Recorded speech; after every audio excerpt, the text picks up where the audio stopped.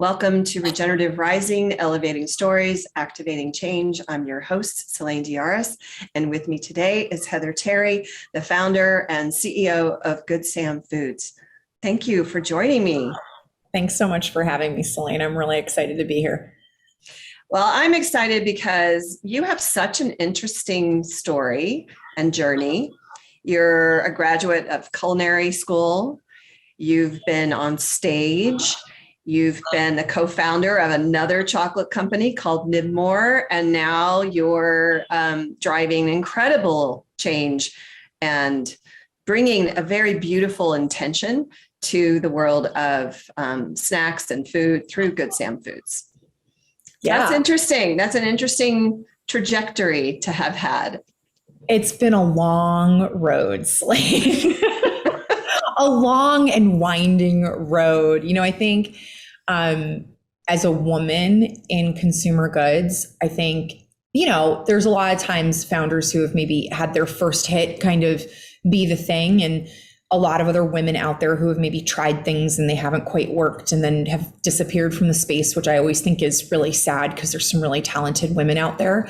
I am a very unconventional story, having had several brands and several positions within brands that have been growing and then moving and reinventing. And, so I guess right off top, I'll say for anyone who's been out there and who maybe had something and then left and wants to come back, you should come jump back in the pool because things have changed a lot in the last 15 years, especially for us women in supply chain and in business in general and in doing business in CPG. Well, let's unpack that a little bit because that's a really interesting series of things. A new, different energy for women. You said something about supply chain. So why don't we share a little bit about what you've noticed over the last 15 years for women in the industry, and then we'll move into supply. Yeah, I co-founded NibMor with a woman named Jennifer Love, who's still a dear, lovely friend of mine. And, we tried to dig deep into supply chain in those early years. This was 2009, 2010, which seems like it was a pretty evolved time, but it kind of wasn't. We were still amongst some of the very few female founders in the industry. There were a lot of sharks in the industry at the time. VCs and family offices were just kind of starting to flood the space at that point. Expo West was one floor of the Anaheim Convention Center when we started. We were on the main floor, in our early days. And I think, we were paving a way. We didn't really know that. But when we tried to get into supply chain, that was very difficult, for two women to be like, we want to go to these places, or please show us where we're sourcing this from. That was kind of unheard of back then, and we pushed that envelope really, really hard. We only got to a certain point, which was incredibly frustrating for both of us. And, it's funny because Jen and I kind of reminisce about, what it was that we intended to build at NibMor. And a lot of that is coming to fruition here for me and my team at GoodSam, some of which are NibMor transplants, by the way, people who have been with me since that original vision. And I think supply chain has changed in that consumers are demanding more and more transparency, right? We thought transparency back in 2010 meant non-GMO project verified, of which we were the first chocolate brand to do it. But it only went so far, right? It only went so far. And when Jen and I got out there with farmers, we were often really disappointed with the answers that we heard. We were disappointed with what their experience was, right? Based on the fair trade system or what was a greenwash transparency system at that point. And I think when GoodSam crossed my desk, which it wasn't GoodSam when it crossed my desk, it was something completely different that I completely revamped alongside my partners at Beyond Brands. I realized we had an opportunity to really chip away at supply chain. And we were finally in a position in a post-Me Too movement as women in this industry to actually go out there and do it. It's no longer really, it's not as strange for me to be a woman who is in the field and who, does that work. But historically, it's been men in our industry, in the natural products industry. It's primarily been men in supply chain. And so, I guess to that end, I'll also welcome any woman who wants to come into supply chain with open arms. There's a few of us, there's a handful of us that are doing it. And we'll take any woman who wants to come do it alongside us for sure. In any capacity, we will welcome and embrace you. We need more women in the field. Women connect, I think, on a more empathetic level with farmers and families and communities. And that energy is really transformative out in the world. And so, yeah, if you're thinking about it and you're out there listening to this, I would welcome you to start companies, build companies, join companies that are doing this work.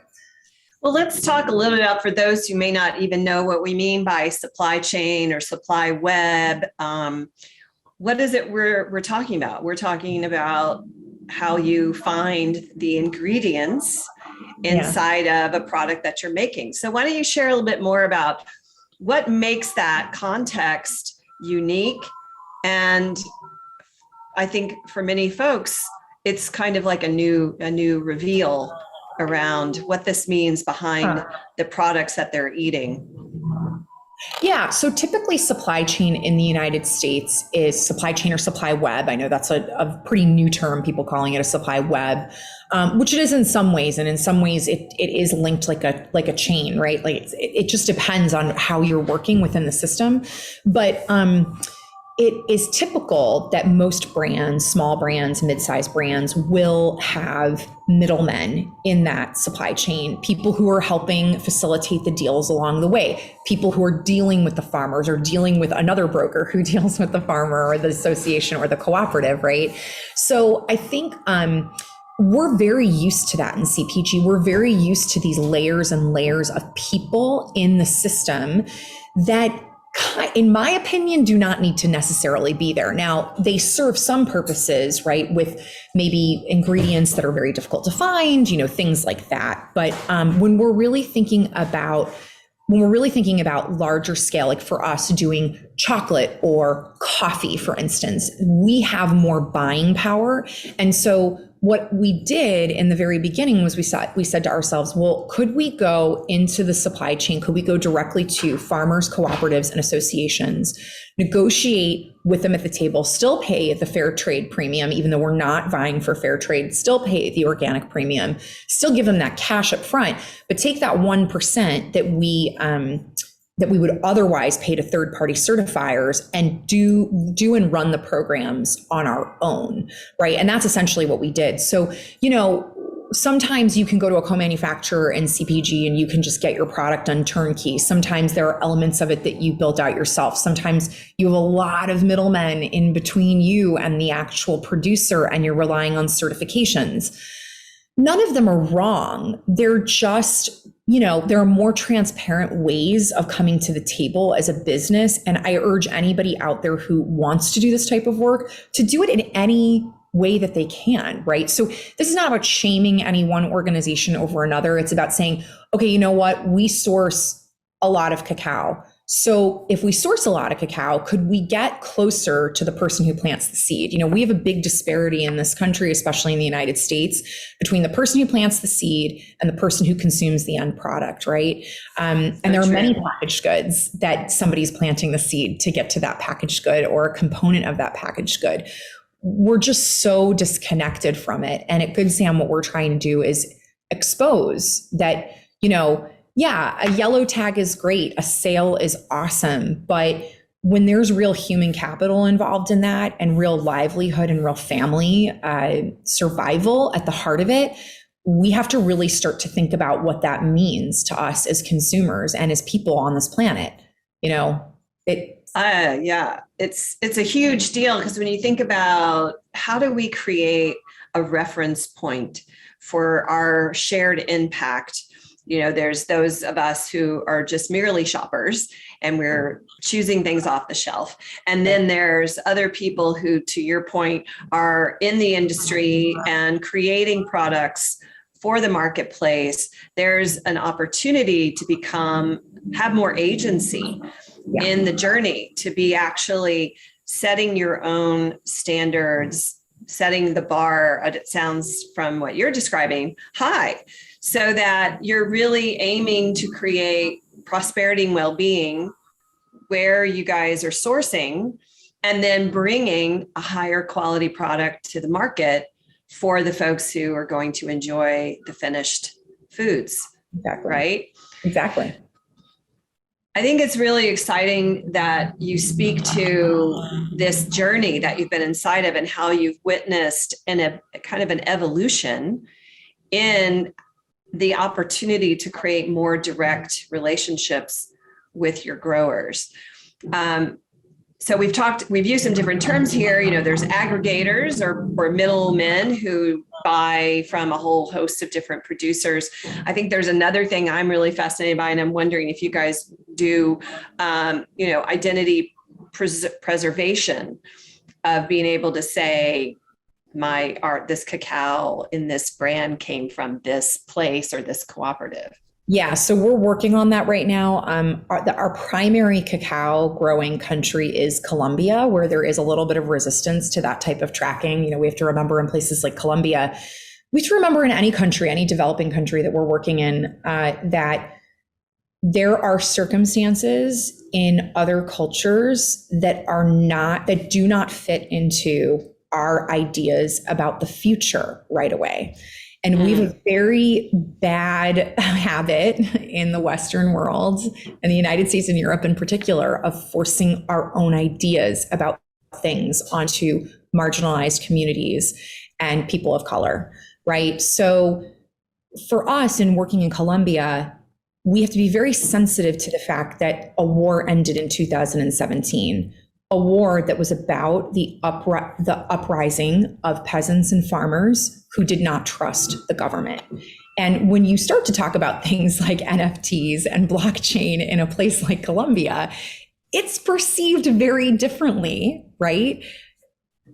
As opposed to our cooperative in Kenya, which, for better or worse, Kenya was a colonialized country by the British. They're more used to those types of systems. They're more used to streamlined systems. They're more open to those types of systems. So we run in a full blockchain against our association there, or cooperative there in Kenya, that the farmers love and are very happy with, right? But it's blockchain, NFTs, all this tracking technology that we're talking about in the United States is not a one size fits all for every single country or every single producing region. And we have to be really, really careful about that, and Seleyn, this is something that I talk about a lot in the regenerative ag movement as well. When we talk about regenerative agriculture, what a lot of people in the US, even our very esteemed colleagues who I have a ton of respect for, what they're missing in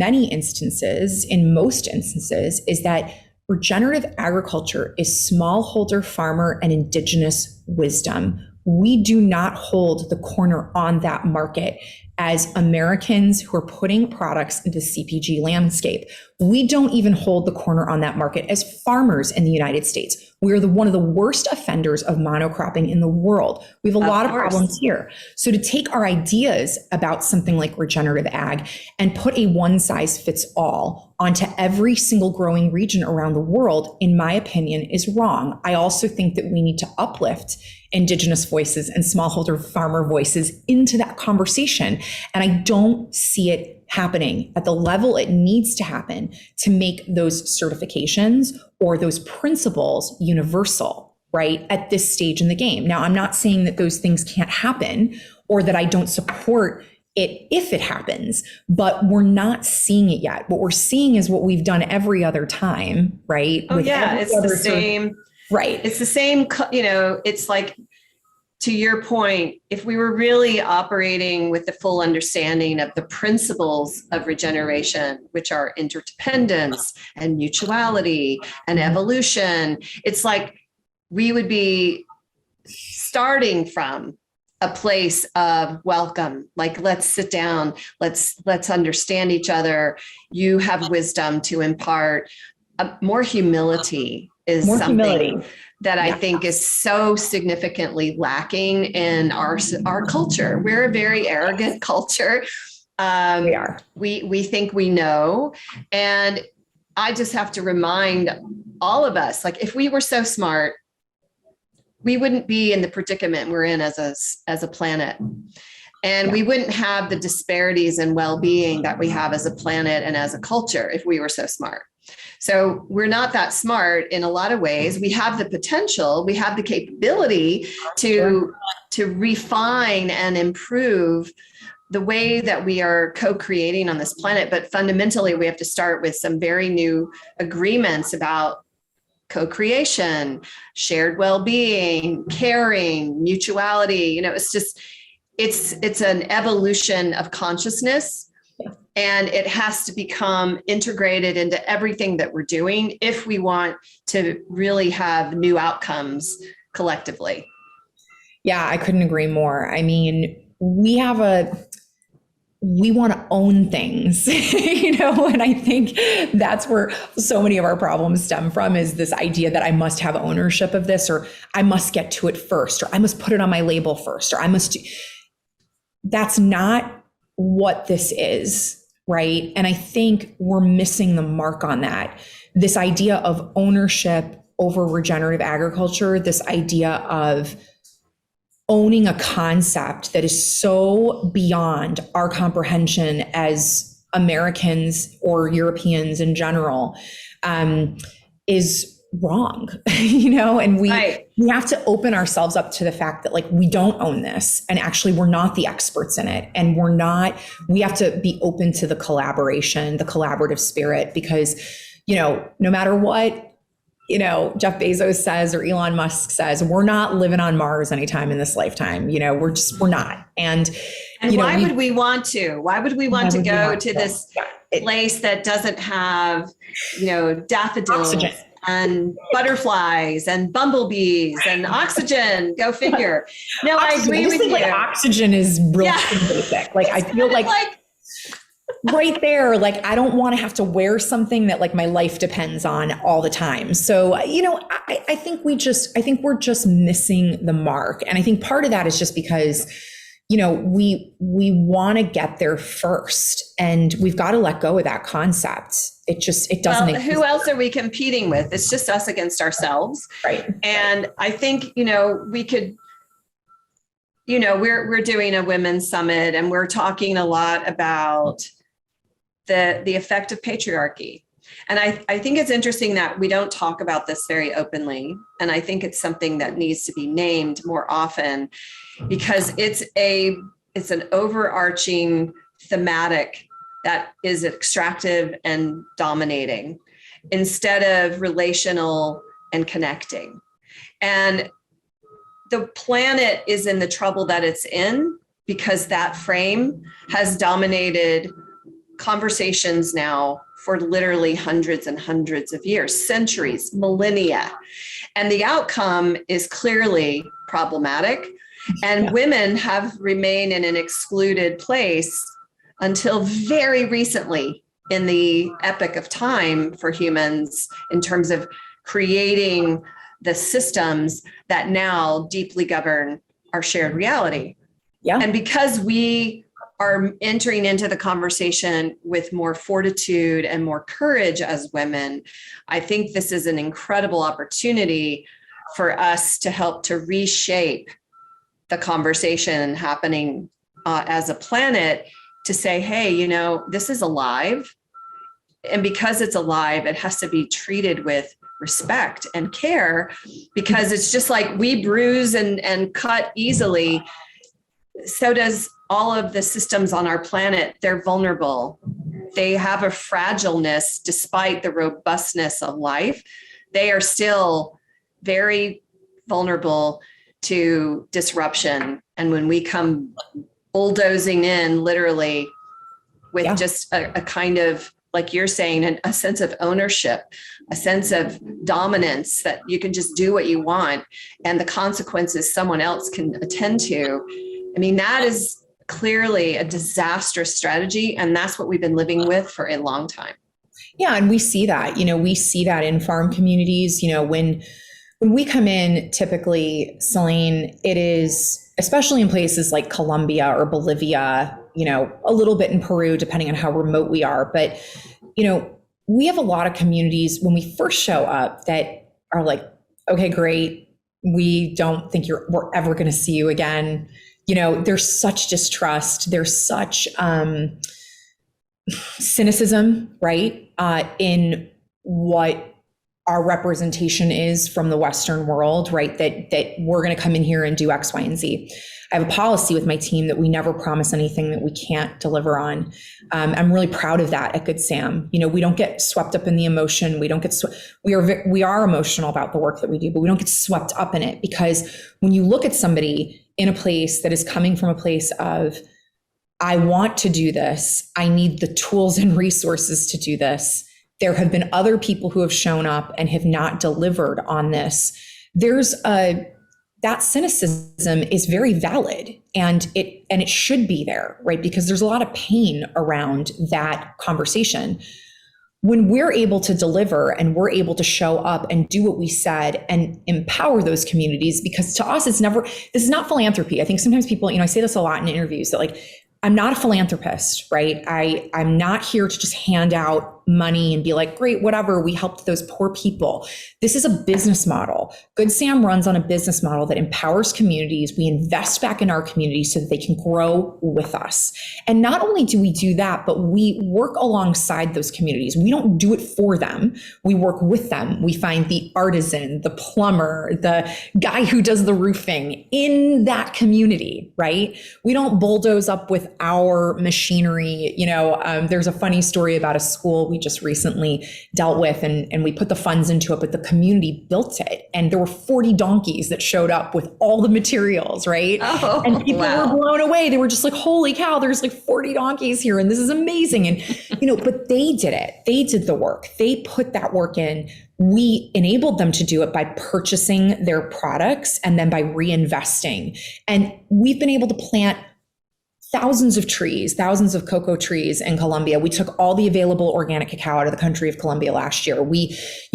Yes, we've done really, really great things. And then we've done things, Seleyn, that have been asked for that were totally necessary, like building a cadmium testing lab, which is not what's sexy or what you need to put up on Instagram, right? Nobody cares about that, but it matters to them. It actually drives their business forward. And, that's how we've shown up. That's how we've decided to come in and collaborate, to your point. The spirit of collaboration rather than being a hero. On all of our packaging, it says be an ally for small farmers. An ally is different than a hero. An ally is somebody who stands next to someone and links arms and says, we're in this together. I have a vested interest. You have a vested interest. Let's make things better for one another. That's an ally. I love that. Right? I love that. That is such a powerful differentiation.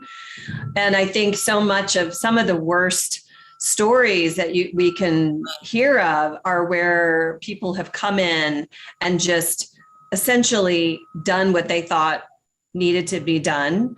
And oftentimes it's so at odds with what the local community would choose that it's a failure. It's a misappropriation of resource. It happens all the time. I've heard of cinder block houses built in India that were sweltering nightmares for people. So they live outside of them.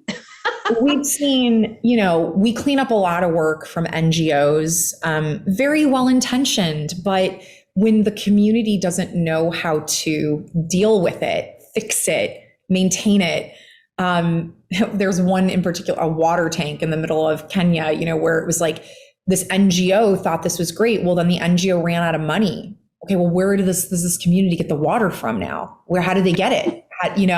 So they've turned to tourism, and they've basically taken their culture and had to become entertainers. I mean, that's heartbreaking. They were cattle herders, right? This is what's happening. And I think that's taking a very precious piece of history out of a culture and a community, and just to survive, right? So we have to, as businesses, as CPG companies, as natural products companies, as women in businesses, all of it, people who are focused on regenerative agriculture and who are focused on, because regenerative agriculture is not mutually exclusive to people. It is completely connected.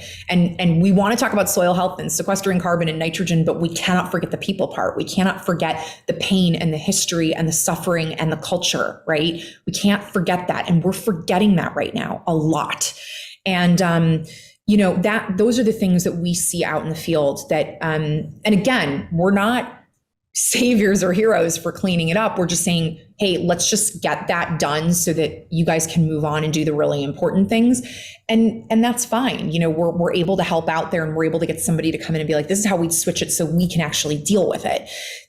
This is the work that oftentimes are the first steps for us. They're the first steps into a community, the first steps to establishing trust and building those relationships, removing garbage, because in the Colombian countryside, there's not a dump truck, you guys, it doesn't exist. So somebody actually has to get hired to come and pick that stuff up and take it away. And that seems benign to us. It's something we completely take for granted, but it makes a huge, huge difference, right, to the life and the lifestyle on that particular farm. So yeah, that's, I think that part of it. And again, back to just regenerative ag is deeply, deeply connected to people and culture and communities. We can sit there scientifically and talk about soil health all day, but these communities, these smallholder farmers, these Indigenous people are stewards of the soil. They have protected what little we have left for a very, very long time. We owe them that voice. We owe them that amplification. We owe them that seat at the table. We do. They've done right for us.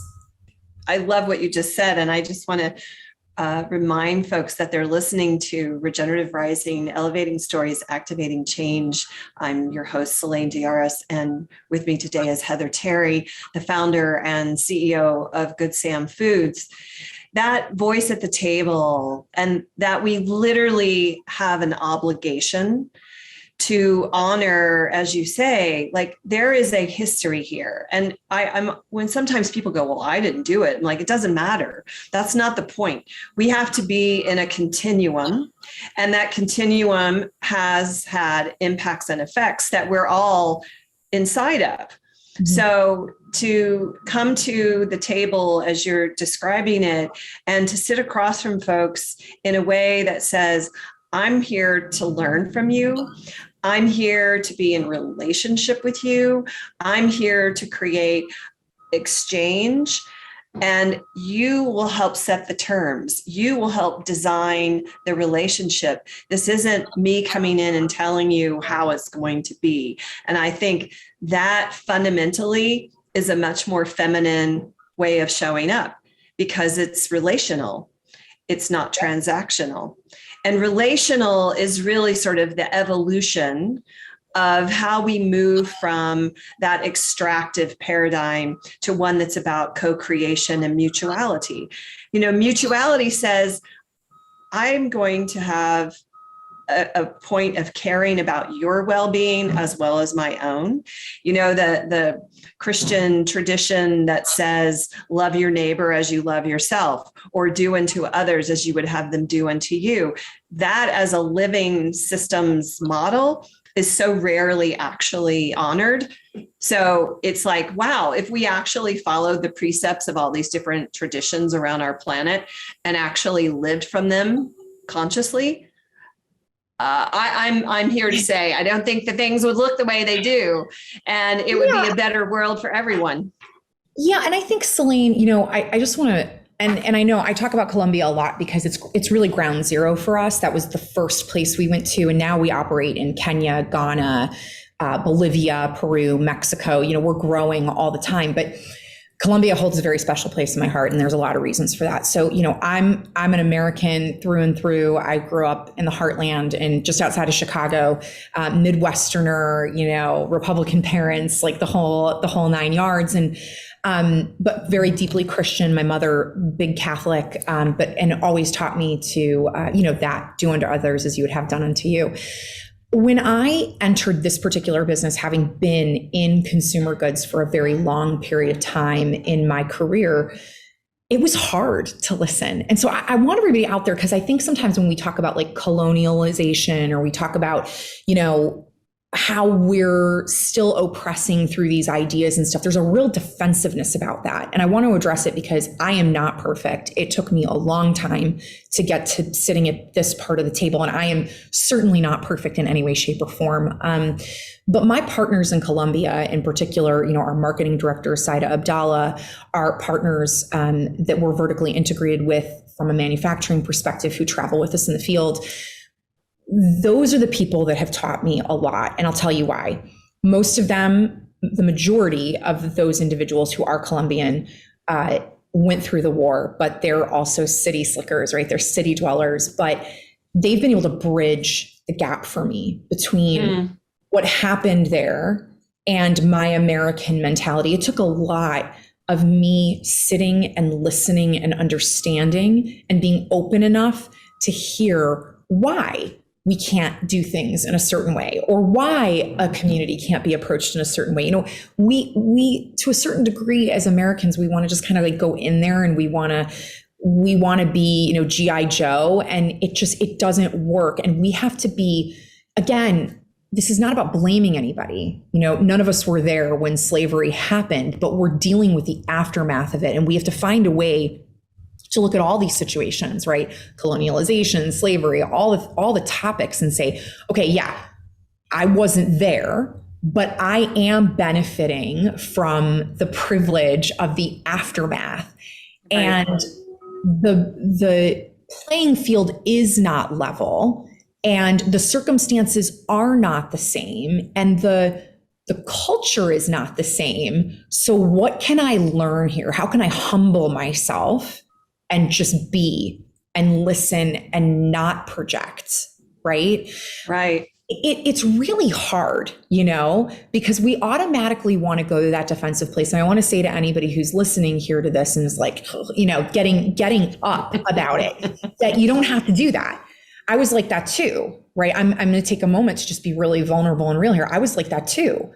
It took a lot of people to open my eyes, hold my hand, expose the truth of what the real situation is, and me being able to slowly crack open my heart to that, to be able to truly understand it. And I do want to give a shout out, to an American woman who's actually part of Regenerative Rising, which is C. Stanley, who is another one who I worked with a couple of years ago, and who has just opened my eyes to things that, if you really sit down and you listen to C and you don't take the defensive on her message, you will open your heart to a world of people and experiences and a way of being, and it will change you. It will change the way you move through business. It will change the way you move through the world. It will change what you teach your children.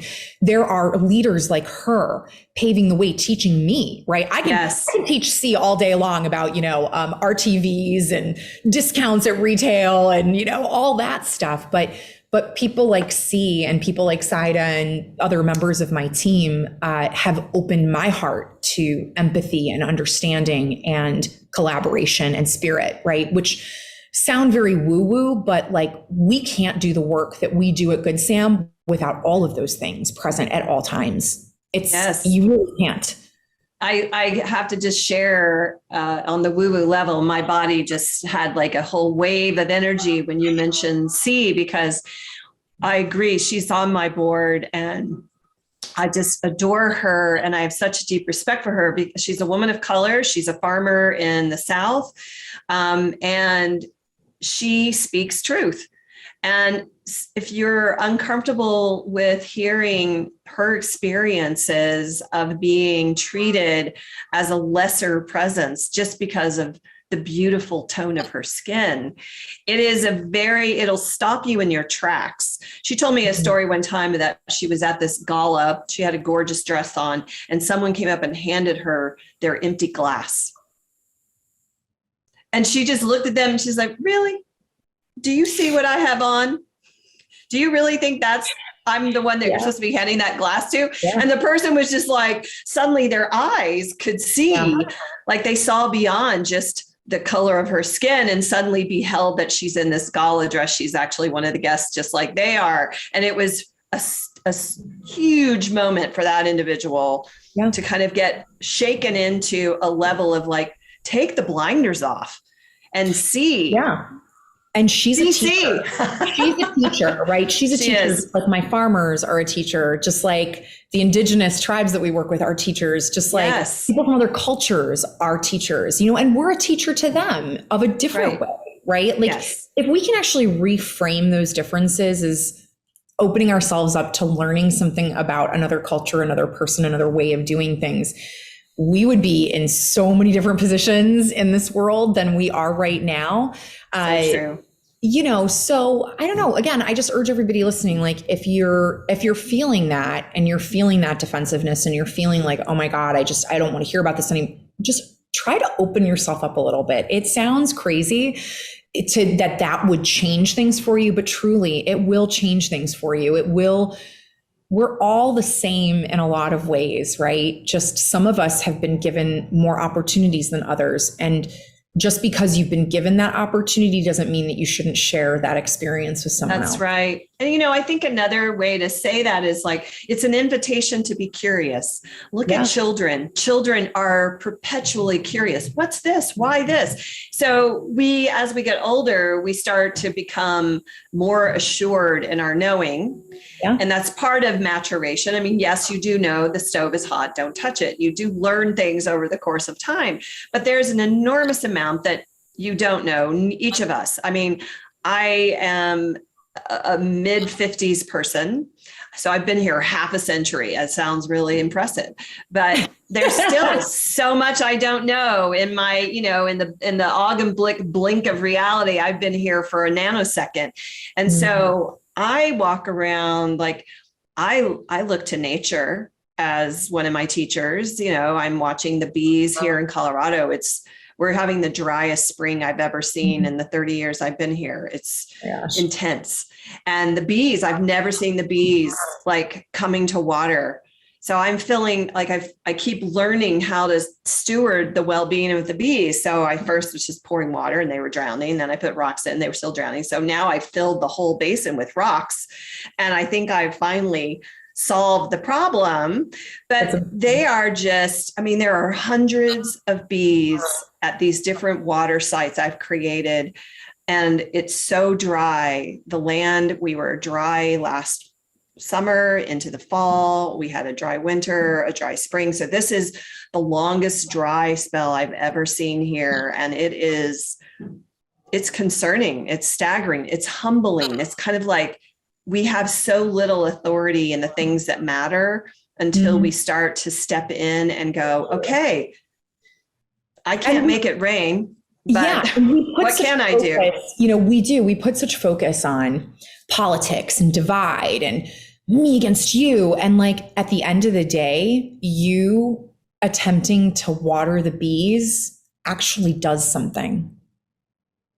So you see what I'm saying? Like we put all this identity and we put all of this importance on things that we really can't control. We've bought into it in so many ways when there are just other things we could be doing to move the needle in the direction of a better world that matter, Right. Like let the dandelions survive. Right. It is because, people will say to me, well, what is something I can do? And I often will say, it starts with your own little piece of paradise. Yeah. Wherever you live, like stop using pesticides and herbicides, let the dandelions grow. That's the first flower in the spring. It's first food for bees. It's just like, think about the interconnectedness of life. It's all interconnected. And we each have an opportunity, no matter where we are, to be contributing to that sense of shared well-being. And it's as simple as noticing that the bees are drowning in the water that I started putting out because I was trying to be helpful.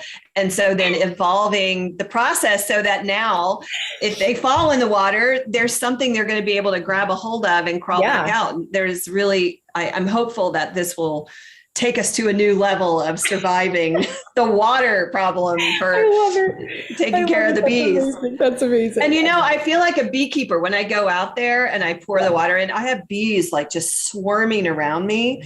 And it's the coolest thing. I'm just like, wow, I'm one with the bees. Like they I don't hurt me. When I come to Colorado, I'm coming to see you in the bees. Yeah, I think I'm going to have to get a hive because I'm having such a beautiful experience of this. Yeah.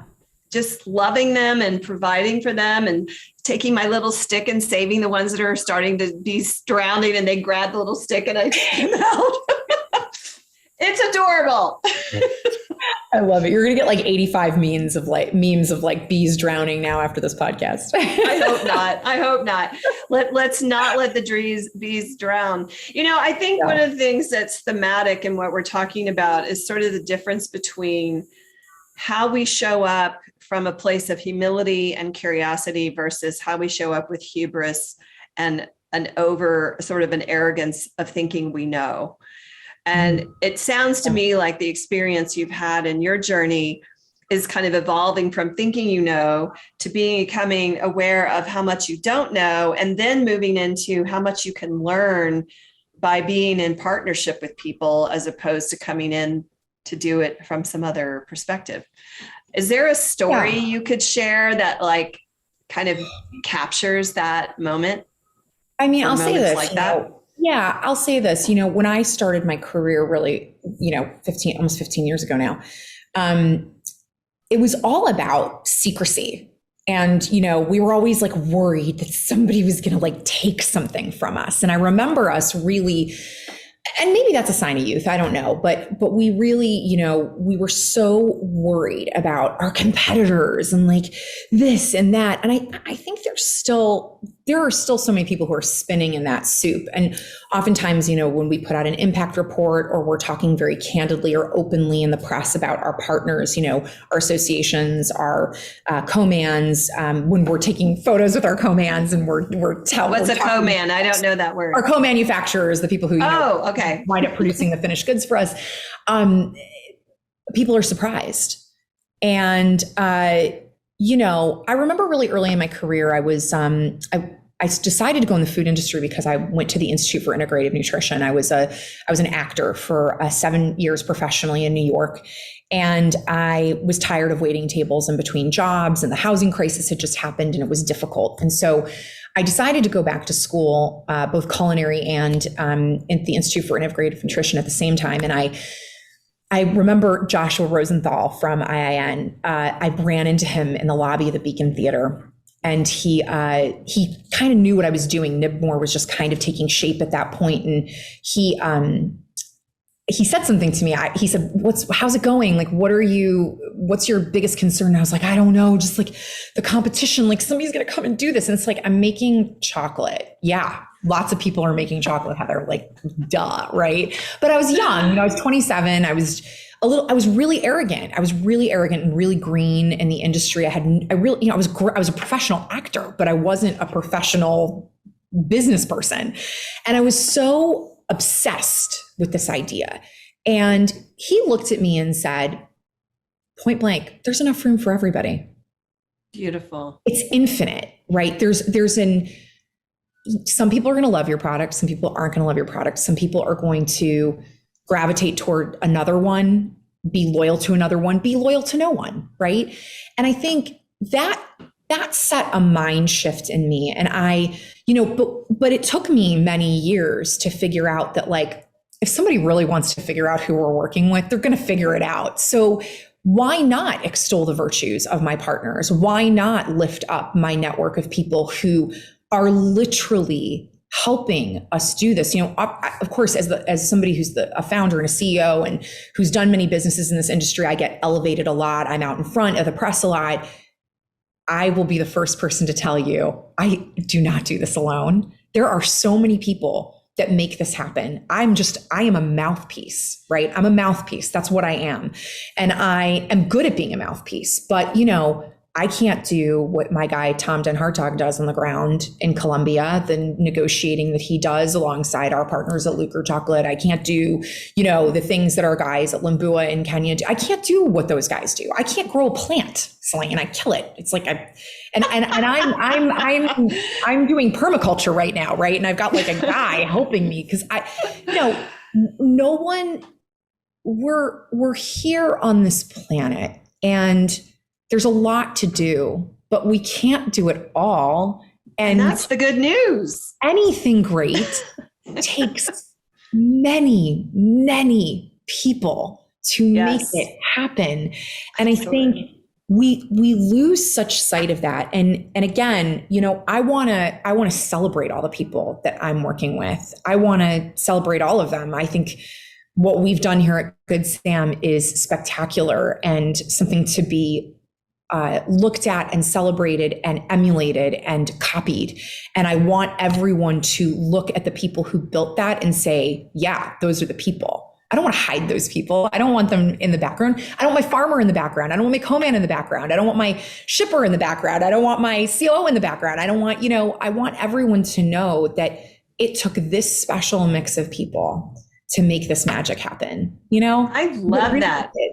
That is so beautiful. And I think it, as you say, it's like an evolution from that early stage where there's secrecy and protection. Like, well, if someone knows who I'm sourcing from, they'll go source from them too, and they'll just do what I'm doing.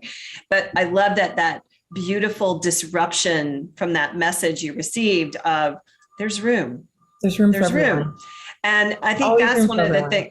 That's a very beautiful truth because, in our conversation at Regenerative Rising, we talk about essence a lot. Like we each have a unique essence. There will never be another Seleyn, nor has there ever been. There will never be another Heather, nor has there ever been.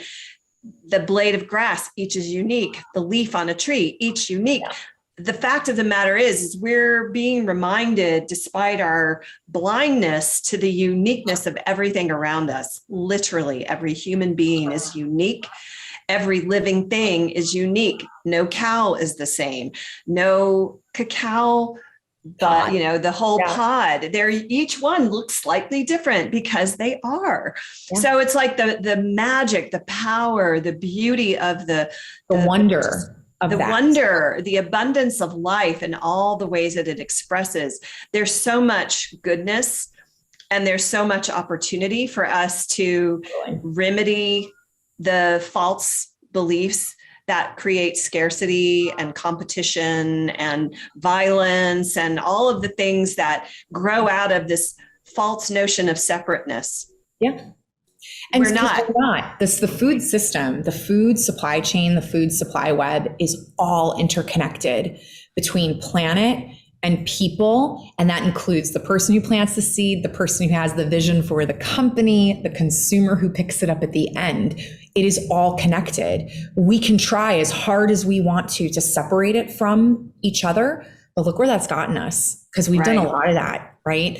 So it's about putting those pieces back together again. And for me, as the CEO and founder of GoodSam Foods, that is one of my biggest missions in this company, is that interconnectedness, is to celebrate that connectedness, is to shout it from the rooftops, to show other companies that this is possible. Not always easy, but possible and deeply, deeply fulfilling.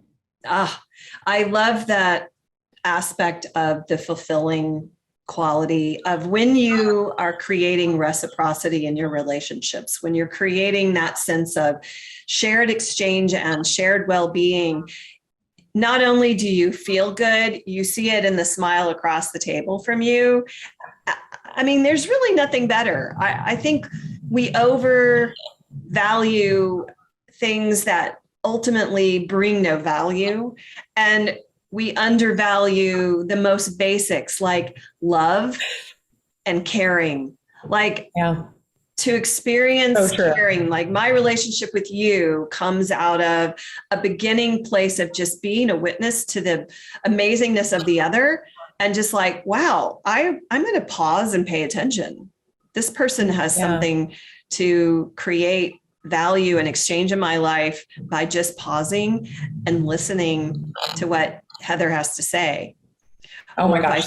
Well, you know, that's how I feel about you. I mean, that you've built this whole thing, and the people that you bring to the table and the conversations that you're having are so outside of the norm in the industry in this way. And I think That's so refreshing and needed. And, I have mad respect for you and everything that you do. And I know you're going to be telling many, many stories as you continue through the course of time, because that's what you do. I mean, you tell the stories of companies and people, and you allow us a platform to get people thinking, because you don't just default to the status quo. You are very Seleyn likes that. Well, Poke around in there a little bit. Yes. Yeah. Well, thank you. Thank you. I appreciate that. I think that as we come towards the close of our time together, which I don't really want to stop talking to you. Me neither. But I know you have another meeting. I just want to acknowledge that back to the Indigenous people of our planet, and that you said something earlier about, we really have them to thank. I'm getting tearful. We have them to thank for how much biodiversity we still have, and for the places that are still alive, and that we have done them such a disservice over time. And we continue to be party to that in so many ways. So my invitation is that we all have a role to play in treating all people of this planet and all living things on this planet as our brothers and sisters. They are our relatives. And we are only healthy when they are healthy. And as they get sick, we get sick. And, I'm a woman that's had breast cancer, and I connect that to the health of the mother as her daughter. The mother is sick, and I, as her daughter, came into the experience of a type of illness that I thought I was doing everything right to avoid. So it's a very humbling reminder that we're not separate from anything. What's in the water, what's in the air, what's in the soil, what's in the food. We're all one flesh, one people, one body. And so our brothers and sisters who have been those stewards, we owe them a deep sense of gratitude. And now we need to step in and honor them and treat them with respect. I love that. Honor them and treat them with respect. And that's what I mean by amplifying their voices, bringing them to the table. We cannot keep taking from them. And we take from ourselves, it's not ours. It's not ours. It's also kind of oxymoronic, because as we take and plunder, we are ultimately plundering our own selves. And that's kind of the consequence we're inside of as a society. We're kind of having that reckoning. You can't do this. You can't keep operating as though there is no impact or consequence, to behaving as though you can lord over everyone else and take everything you want and then leave them with breadcrumbs and wonder why they're not willing to do business with you in the future. Right. Exactly. So, I agree with all of that. It's very deeply woven into the fabric of our company, this respect and this regard for our smallholder farmers and our Indigenous communities. It's really, really important that consumers start thinking about them and knowing them. And caring about them. For those who haven't experienced the loveliness of a GoodSam Foods product, where are they available, Heather? First and foremost on Thrive Market, who've been our anchor retailer since the beginning, and we love Thrive Market. They have been very, very good to us and have been very good at elevating our message and getting us out there into the narrative. We're also available in select SKUs on Amazon. You can get us on our website at goodsamfoods.com, and soon at a bunch of retailers, which will be really exciting. This summer, you'll start seeing us popping up in retail around the country. And we make chocolate, coffee, nuts, seeds, oils. It's a very robust portfolio. But know that when you're supporting GoodSam Foods, you are supporting a regenerative system that has human equity at its heart and soul. That is what we do. That is what drives us every single day, protecting the planet so we can protect people, ourselves and everyone collectively, and that we can all prosper for generations to come. That's what Be an Ally for Small Farmers is all about, right? to recognize the connectivity from that package you're picking up and realizing the sunshine and the rainfall and the hands and the people and the love that have gone into bringing that forward under your beautiful guidance, Heather. Thank you. I'm a small part, meaning that I steer the ship, but there's a lot of people who work at this company and who work with this company that do so much of the heavy lifting. And I hope that, everyone here, if you're listening to this and our mission and our company resonates with you, follow us on Instagram, follow us on LinkedIn, follow us everywhere, TikTok. You can see a lot behind the scenes in those platforms. And we welcome you to come see behind the scenes, because once you see it, you can't unsee it. That's right. It's wonderful. I love this. This has been so much fun. I am so grateful that we were able to find time to be together. I deeply appreciate the integrity with which you are steering, guiding, visioning with your incredible team. It takes someone to have that volition and intention for the ship to have a path forward. So while I love your humility and honoring all those who work with you, Heather, it also is because you have been so clear about these values have to be integrated into the entire custody of the brand from beginning to finish. That, my dear, is a beautiful reflection of your beautiful heart. So thank you. Thank you. I will accept that. And thank you for that. Thank you. Yes, I'm glad. I appreciate that.